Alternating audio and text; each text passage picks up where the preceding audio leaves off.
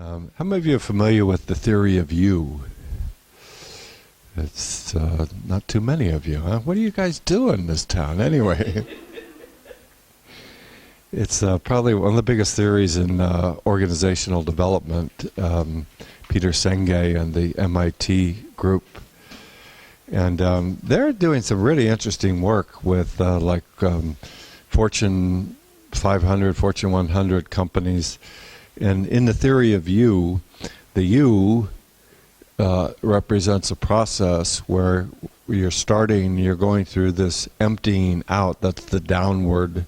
You're going down the you, and you're letting go of all these attachments, if you will. You go through your individual self, and then you recognize that your collective, your group, also has all these presuppositions that you're conditioned to hold on to. And when you reach the bottom of the you, you're in a place where you're open to the creative field, if you will. So you've gone through the emptying out process. And then they're sort of interesting because they're these long-term meditators who are trying to find a language in the corporate world. And so they talk about opening to the positive future that wants to create itself. So, well, that's an interesting term. But in a sense, we're really appreciating that the deepest creativity is not within us, but it's in a much deeper space. And so we're trying to get out of our individual conditioning. That's what the first step is. And you don't have to think of it in terms of this profound esoteric sort of thing. Just think of it simply. But the more you practice it, I think the more rewarding it can be. That I really want to open to a mind that is much bigger than my individual mind. Okay? And then in the second step, we're looking to start tuning our filters, if you will, to prepare to do creative work. And the first part of that is we're setting intention. So the basic question that we're having here, is in this preparation, is what is it that you most want to create in your life? Okay. This is a simple question. It can be a difficult process for some people, but it's important in your mind that you stay simple in your orientation. What do you want to create? If people could answer that clearly and simply, they probably wouldn't be paying you money, because it's the inability to answer this first question that makes everything else unworkable. In brief therapy research, in models of brief therapy where it's required that you have a simple positive goal to use the model, and therefore there's a lot of techniques to help the client define a simple positive goal. The research shows that about 1/3 of the people, even with these technical aids, cannot come up with a simple positive goal in the first session. They'll come up with versions of I don't know, or they'll come up with negative goals. I just don't want to feel this. I just want to get rid of this. Okay? The problem with holding that as a trance intention is in the sort of the deeper levels of consciousness, it's harder to work with negatives. If a person is unable to give you a simple positive goal, and you are relentlessly interrogating them, okay, it probably gives you feedback, like I was mentioning before. The state that they are currently in is incapable of generating a positive goal. Does it make sense? Okay, just as an obvious example. Okay, if you ask me what I really want to create in my life, is that if I'm in this somatic filter, how difficult do you think it's going to be for me to say, I want a great life? You know, I've got these dreams. I've got these. It's probably pretty hard, right?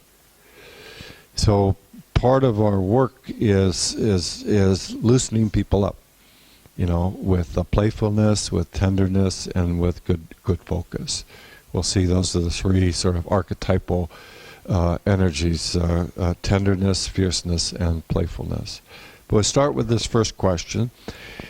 And in order to get a positive goal that is workable for creativity, we want to make sure it is a rich enough description so it moves across multiple modalities. We want words. We want the person to say it. We want visual images. We want color pictures, if possible. And we want a somatic model. What would that look like and feel like in your body? So that's partly what a coach is for, is that I'm here to connect you with your intention, with your resources, and with your center. And I'm here to make sure that you stay connected to that at every step of the way. As soon as you lose the connection, that's where the problems happen. That's where the problems become unmanageable. That's when you go into these crash states. Okay? So this is the first question. Now, when we do trance work, I want you to notice that these questions are not merely informational questions. Every one of these questions can be used as a trance induction process. Okay? How do you do it? You take the process and you start bringing musicality and resonance and repetition through the answer. I mean, usually when I listen to people, I'm often listening to what's missing. It's sort of a counterbalancer. And so if somebody is giving a lot of symbolic images, oh, it's just like the sky and it's just like the universe, it's my sense is usually, what would that actually look like out in your life? You know, I would just have total serenity. You know, what would that actually look like?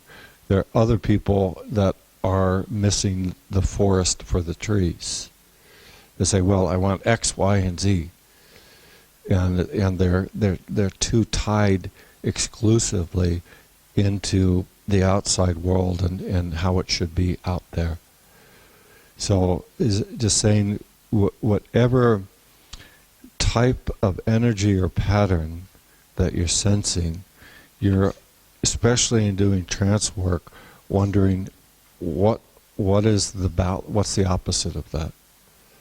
Because the unconscious is always dealing in creative wholeness. And one of the main, the most straightforward recipes for creative wholeness is hold opposites. Now, the conscious mind takes sides. It's this and not that. The unconscious is holding the whole image, so to speak. That's why Jung would say things like, the symptom is usually an attempt to balance the situation. That the unconscious is always compensatory for the biases of the ego. So if my ego mind says, I have to work hard, work harder, that person is probably going to develop a symptom that makes them unable to work. Why, what wisdom would there be? Well, the unconscious is saying, don't forget about the balance. And if you say, well, if the unconscious is trying to balance by making them unable to move, how valuable is that? But we'll be seeing the unconscious is not making it negative. It's your value that's saying rest is bad, that is making the energy of the yin energy, that's making that into a symptom.